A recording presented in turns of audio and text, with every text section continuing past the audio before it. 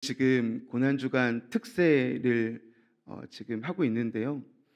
특세가 바로 특별한 새벽 기도죠. 우리가 고민을 해봤습니다. 어떻게 하면 특별한 새벽 기도가 될까? 이미 좋은 새벽에 강사님들은 준비되어 있는데 어떻게 하면 더 특별한 새벽이 될까라는 제 마음에 질문을 던져봤었는데, 우리의 마음을 특별하게 먹으면 특별한 새벽 예배가 되겠구나라는 생각이 들었습니다. 여러분, 새벽 예배, 특별한 새벽 예배 나오실 때에 이 시간도 특별하지만 여러분들의 마음도 특별하게 준비하시기를 주님의 이름으로 부탁드립니다. 주님이 말씀하셨습니다. 내 입을 크게 열라, 내가 채우리라. 사모함으로 준비하십시오. 또 주님께 더 간절함으로 나오십시오. 그러면 여러분 특별한 새벽 예배가 될 줄로 믿습니다. 여러분, 예수님은 어떤 분이십니까? 또 그분이 하신 일은 무엇입니까? 라는 이 질문에 정확하게 한 문장으로 말한 사람이 있는데, 바로 그 사람은 세례 요한이었습니다. 세례 요한이 예수님을 볼 때 그가 이렇게 이야기합니다. 보라, 세상 죄를 지고 가는 하나님의 어린 양이로다. 이렇게 선포했습니다.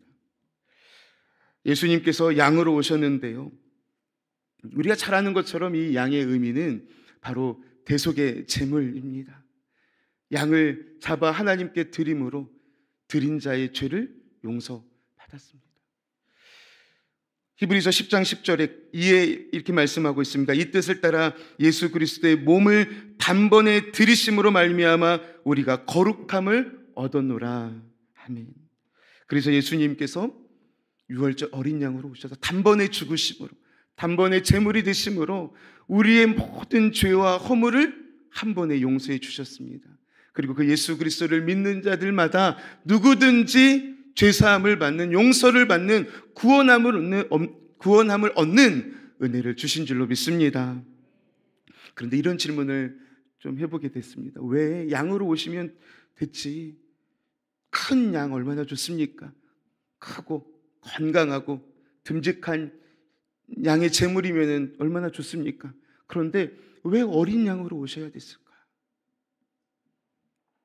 예레미야에서 또 이사야서에서도 이렇게 이야기합니다. 도살 당하러 가는 순한 양과 같은 이라는 말씀으로 앞으로 오실 예수님에 대한 소개를 하고 있는 것이죠. 여러분, 어린 양은 어때요? 순합니다.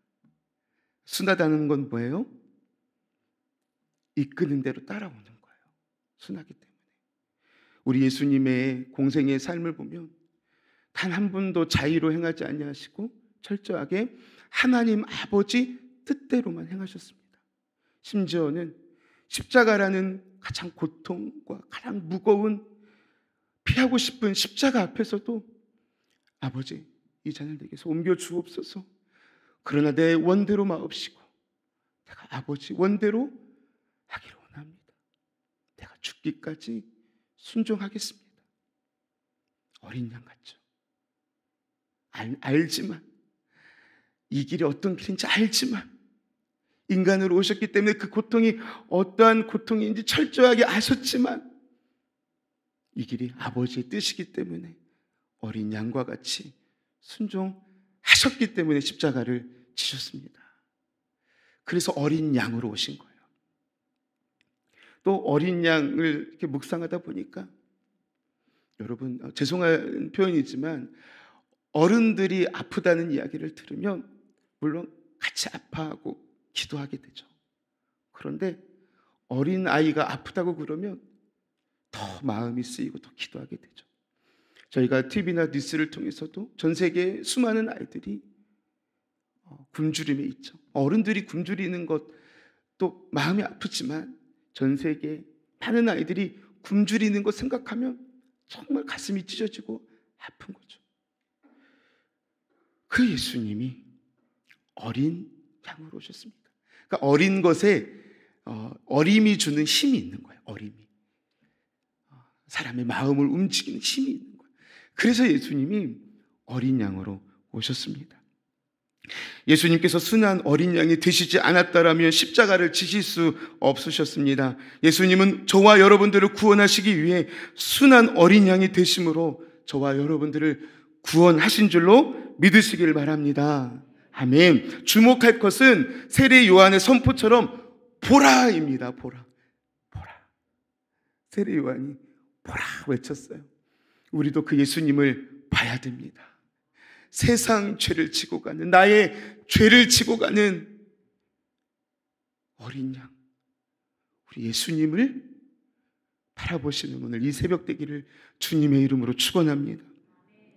오늘 새벽에는 가상 7원 중 두 번째 말씀 함께 나누려고 하는데요, 한 구절 한 구절 7원의 내용들이 정말 우리의 가슴을 후벼 파는 은혜와 감동이 되지만, 제가 오늘 이 말씀 주제를 설교해서 그런지 정말 감동이 되고 은혜가 되는 드라마의 한 장면과 같은 내용이 오늘 나옵니다.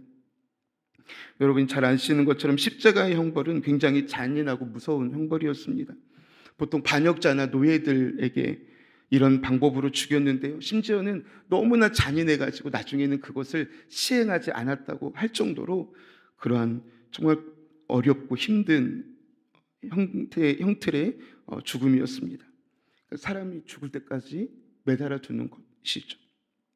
온몸은 고통으로 바스러지고 중동의 뜨거운 태양볕 아래서 피부는 말라가고 있고요, 온몸은 벗겨진 채로 수많은 사람들이 지켜보는 가운데 정말 많은 부끄러움과 수치를 당해야 했던 그 자리가 바로 십자가의 자리라는 것이죠.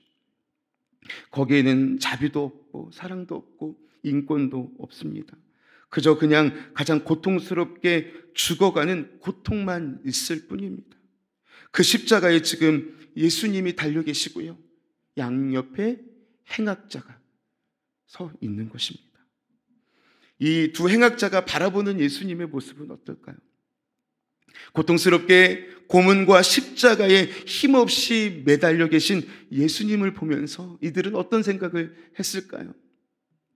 한 행악자는요, 예수님을 비방하며 이야기합니다. 네가 그리스도가 아니냐? 그러면은 좀 나와 우리를 구원해라. 이 십자가에서 좀 내려오게 해봐라 라고 예수님을 향하여서 비방합니다. 여기서 이 비방이란 단어는 어떤 예의 있게 어느 정도 격을 갖춰간 이야기가 아니라 거의 욕설의 수준에 가까운 말이라고 합니다. 그러니까 예수님을 향하여 욕하며 저주하면서 비방하면서 모욕하면서 비꼬면서 이야기하고 있는 것이죠. 행악자가 보여줄 수 있는 가장 악한 모습을 보여주는 거예요. 그렇죠? 얼마나 나쁜 짓을 저질렀으면 그 십자가에 매달려 있겠습니까? 그러나 죽기까지 그 악한 본성이 심지어는 예수님께 마저도 흘러나오는 것이죠. 그러니까 이 사람은요, 정말 죽을 수밖에 없는 행악자의 행악을, 가장 악한 자의 악을 보여주는 모습을 우리가 알 수 있는 것이죠. 그 사람은 그렇게 죽었습니다. 그리고 성경의 말씀처럼 우리가 성경에 그 이후의 내용 기록되어 있지 않지만 둘째 사망을 당함으로 말미암아 영원한 형벌이 있는 지옥에 갔을 것입니다. 그러나 오늘 우리가 성경에서 주목하고 있는 한 사람이 있습니다. 이 사람은 바로 다른 편에 있는 행악자입니다. 이 행악자는 예수 그리스도의 십자가를 통해서 구원받은 제1호 구원자가 되었습니다. 그는 세 마디의 놀라운 고백을 오늘 하고 있는 것입니다. 첫 번째는 어떤 고백을 하냐면 자신의 죄를 회개하고 있습니다. 41절에 이렇게 말씀하고 있습니다. 우리는 우리가 행한 일에 상당한 보응을 받는 것이니 이에 당연하거니와.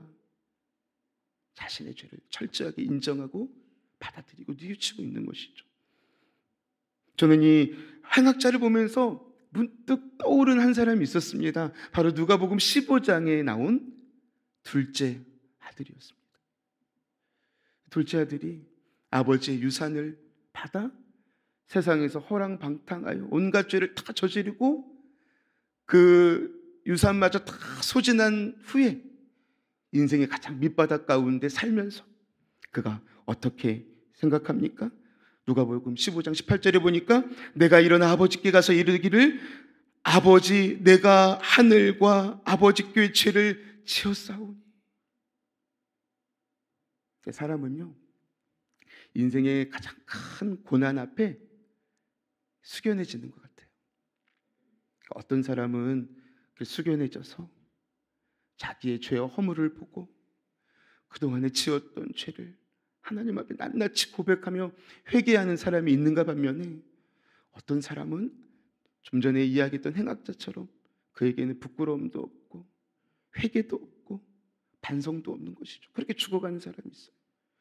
오늘 이 새벽에 저와 여러분들은 우리 인생의 큰 고난 앞에, 인생의 어려움 앞에 더욱더 무릎으로, 더욱더 겸손함으로, 더욱더 엎드림으로, 더욱더 간절함으로, 더욱더 사모함으로 나아가시기를 주님의 이름으로 축복합니다.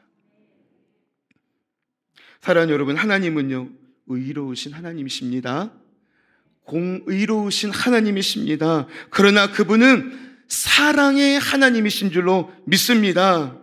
자신의 자식을 위해서 목숨도 아깝게 여기지 아니하시는 그런 사랑의 아버지이십니다. 그래서 그 주님께서는요 용서하지 못할 죄가 없는 거예요. 용서받지 못할 우리의 죄를 위해서 우리 예수님께서 십자가에 죽으셨습니다. 오늘 이것을 믿으시는 저와 여러분 되기를 축복합니다. 우리가 이것을 믿지 못한다면 어쩌면 예수님을 십자가에 2번 못 박는 것과 다름이 없는 것이죠. 예수님의 십자가를 헛되이 만드는 것입니다.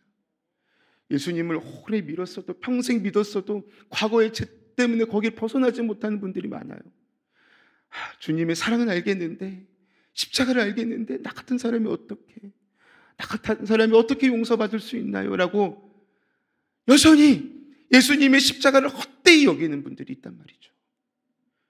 사랑하는 여러분, 우리의 죄가 아무리 주홍 같을지라도 아무리 붉을지라도 예수님의 십자가는 우리를 양털처럼 흰 눈처럼 희게 된다라는 말씀을 믿으시기를 바랍니다. 요한일서 1장 9절에 만일 우리가 우리 죄를 자백하면 그는 미쁘시고 의로우사 우리 죄를 사하시며 우리를 모든 불의에서 깨끗하게 하실 것이요. 아멘. 아멘입니다. 주님은 어떠한 죄든 주님께 실하게 고백하는 자의 죄를 용서해 주십니다. 그 2번째 행악자가 그렇게 자신의 죄를 철저히 뉘우치고 지금 예수님 옆에 서 있는 것입니다. 그는 2번째로 하나님을 두려워했습니다. 40절에 보니까요 하나는 그 사람을 꾸짖어 이르되 네가 동일한 죄를 받고서도 하나님을 두려워하지 아니하냐 이렇게 말했어요. 옆 사람에게 하나님을 두려워하지 아니하냐 이야기했던 건 뭐예요? 자기 자신이 지금 하나님을 두려워하고 있다는 것이죠. 우리가 믿음이 깊어지면 깊어질수록 마치 벼가 고개를 숙이듯 우리도 하나님 앞에 고개를 숙일 수밖에 없는 것이죠. 왜요? 우리 힘으로 살고 있는 것 같지만 절대로 우리는 우리 힘으로 살 수 없는 인생을 살아가고 있는 것입니다. 자신의 힘을 믿고 살다가 언젠가는 그 힘에 넘어지고 맙니다. 그래서 우리는 그 전에 정말 하나님의 말씀을 늘 마음속에 담아서 내가 높아지면 안 되겠구나, 교만해지면 안 되겠구나, 하나님을 두려워하는 마음을 잃어버리면 안 되겠구나라는 우리의 마음에 이 자성의 마음이 있어야 되는 것이죠. 하나님을 경외해야 합니다. 우리가 믿음 생활을 할 때 가장 경계해야 될 것이 무엇일까요? 그것은 바로 하나님을 두려워하는 마음을 잃어버리는 것입니다. 그것을 경계해야 돼요. 그런데 우리가 때로는 인생이 분주해지고 바쁘고 또 내 인생의 즐거움과 쾌락을 쫓아 살다 보면 어느 순간 하나님을 두려워하는 마음을 잊고 살아요. 하나님은 온데간데 없고 내 뜻만, 내 생각만, 내 눈에 보이는 것만 보이기 시작하는 거예요. 어느 순간 죄악의 현장에 있는 우리의 모습을 보게 되는 것이죠. 교만해져 버린 우리의 모습을 보게 되는 것이죠. 그러니까 우리는 늘 경계해야 돼요. 하나님을 이 두려워하는 마음을 잊지 않도록, 잃어버리지 않도록 우리는 늘 깨어서 그 마음을 우리가 잊지 않아야 될 줄로 믿습니다. 만약에 우리가 이 하나님을 두려워하는 마음을 잃어버리면 어떤 결과가 나오냐면 죄를 짓고도 이 회개하지 못하는 거예요. 이 첫 번째 행악자처럼 죄를 짓고도 회개할 마음이 생기지가 않는 거예요. 사랑하는 여러분, 우리는 연약한 인간이기 때문에 죄를 지으란 얘기가 아니라 지을 수도 있습니다. 왜요? 그건 우리는 연약하기 때문에 그래요. 우리가 죄를 짓지 않는다면 우리가 하나님이죠. 우리는 죄를 지을 수밖에 없는 연약한 존재입니다. 그러나 무엇이 우리를 살게 합니까? 바로 회개하는 마음이 우리를 살게 하는 거예요. 우리를 일으키는 거예요. 그러나 그 마음조차 없다면 어떻게 되겠습니까? 인생이 여전히 죄의 굴레에 벗어나지 못하고 온갖 고통과 죄책감과 저주 속에 살아가는 것입니다. 여러분 보십시오. 세상 사람들 겉으로는요 떵떵거리면서 잘 사는 것 같죠? 아닙니다. 그들의 내면을 파고 들어가면요 불안함이, 두려움이, 공포가, 걱정과 염려가 그들의 삶을 온통 주장하고 있는 거예요.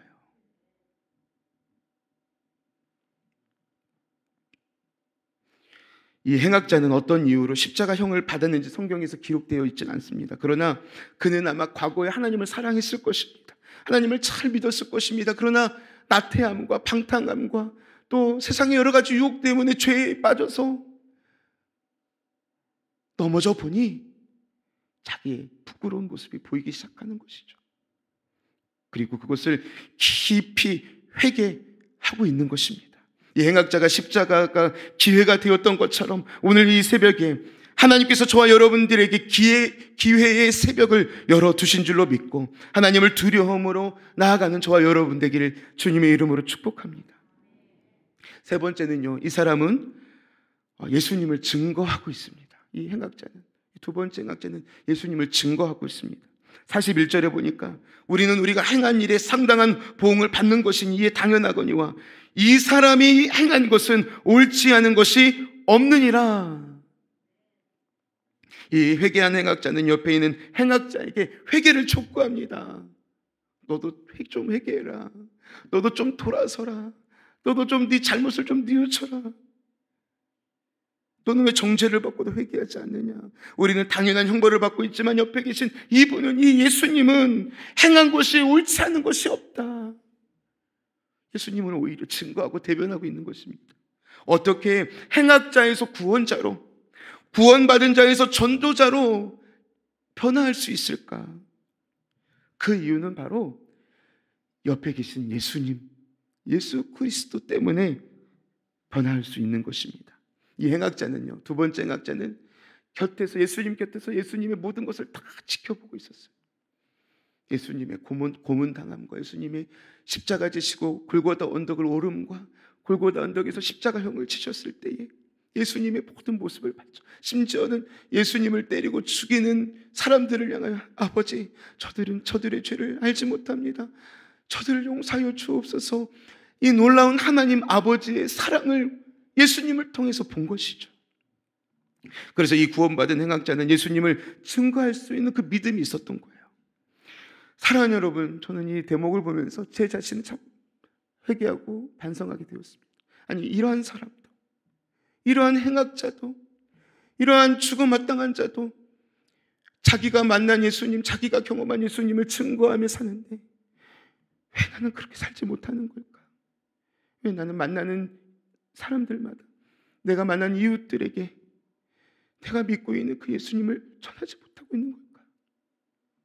사랑하는 여러분, 믿음과 용기를 가지시길 주님의 이름으로 축복합니다. 우리 안에 구원의 확신이 있다면, 내 안에 예수 그리스도가 살아계심을 믿는다면 저와 여러분들이 입술을 통하여 믿지 않는 자들에게 예수님이 고백되기를 주님이 원하시고 계신 줄로 믿으시기를 주님의 이름으로 축원합니다. 이 구원받은 행악자는 예수님께 마지막 부탁을 합니다. 42절에 보니까 예수여, 당신의 나라에 임할 때에 나를 기억하소서. 저는 이 말이 이렇게 들렸어요. 예수님, 나를 불쌍히 여겨주세요. 예수님, 나는 이렇게 연약하고 부족합니다. 나는 정말 눈만 뜨면 죄를 밥 먹듯 짓는 이렇게 연약한 자입니다. 나 같은 사람도 용서받을 수 있습니까? 나 같은 사람도 구원받을 수 있습니까? 그러나 주님, 나를 불쌍히 여겨 주옵소서.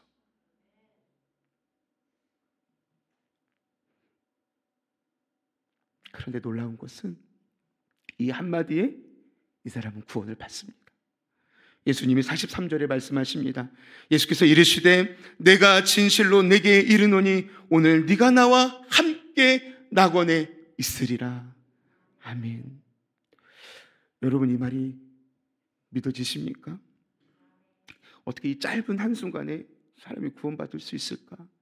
평생 예수님을 믿어도 구원을 받을까 말까인데, 평생 예수님께 헌신 봉사해도 구원을 받을까 말까인데, 어떻게 그 짧은 순간에 그 한마디로 구원을 받을 수 있을까? 이렇게 의문을 품을 수 있는 사람이 있을 수도 있겠지만, 과거 제가 사역했던 교회에서 담임 목사님께서 이제 단기 선교 때문에 부재 중이실 때 급하게 임종 예배를 드린 일이 있었어요.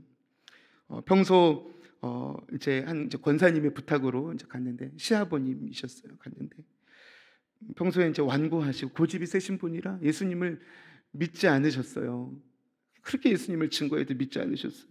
그래서 권사님이 참 많은 소가리를 하셨는데, 이제 아버님의 병세가 좋지 않고 이제 산소호흡기에 의지해서 계시는 모습을 보고 너무나 안타까운 거죠. 그래서 연락이 와서 이제 같이 예배를 드리고 임종 예배를 드리면서 그 할아버님에게 예수님의 십자가의 복음을 들려주셨습니다. 산소호흡기에 의지해서 의식이 없지만 분명히 할아버지에게는 영이 있기 때문에 어떠한 이야기를 하든지 그 복음의 메시지를 다 듣고 계실 것을 믿고 이제 할아버지 귀에 대고 이야기를 하는 거예요. 할아버님, 예수님께서 할아버님의 모든 죄를 용서하셨음을 믿고 천국에 가길 원하십니까? 그렇다면 제 손을 꽉 잡아주세요. 그런데요, 이 산소호흡기에 의지해서 숨을 헐떡이더니 할아버님이 제 손을 그냥 잡는 것도 아니고 꽉 흔들어 막 잡는 거예요. 그때 저는 느꼈죠. 아, 이분이 죽음의 문턱 앞에서 예수님의 십자가를 붙잡고 있는구나.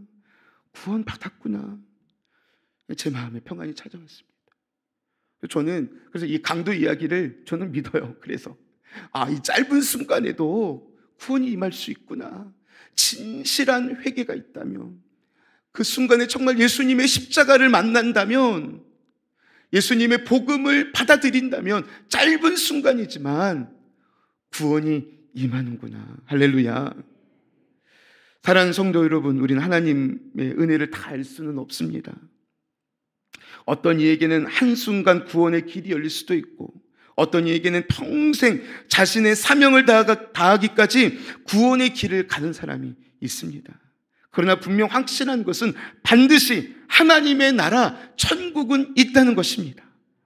어떤 사람이 물어봐요. 왜 하나님은 우리를 사랑하신다면서요? 그러면 천국만 만들지 왜 지옥은 왜 만들었습니까? 라고 믿는 사람들이 이렇게 질문도 해요. 아마 여러분들도 그런 질문 받아보셨습니까? 근데 저는 이 질문에 대해서 깊이 묵상을 하면서 이러한 좀 답변을 좀 준비해 봤습니다. 우리 하나님은 우리를 천국에 보내고 싶으셔서 지옥을 만드신 것입니다. 하나님은 못된 사람이나 지옥에 가라고 지옥을 만드신 것이 아닙니다. 지옥이, 그 고통이 크면 클수록 하나님의 보이지 않는 외침을 들어야 됩니다. 지옥이 이렇게 고통스러운 곳이니 제발 좀 나를 믿어 천국에 가길 원한다. 사랑 여러분, 왜 지옥이 지옥이고 천국이 천국인지 아십니까? 오늘 예수님의 말씀에 힌트가 있습니다. 오늘 주님이 말씀하시죠. 오늘 네가 나와 함께 낙원에 있으리라. 천국에는 바로 우리 주님이 계시기 때문에 천국입니다. 지옥에는 우리 주님이 계시지 않기 때문에 거기가 지옥인 거예요.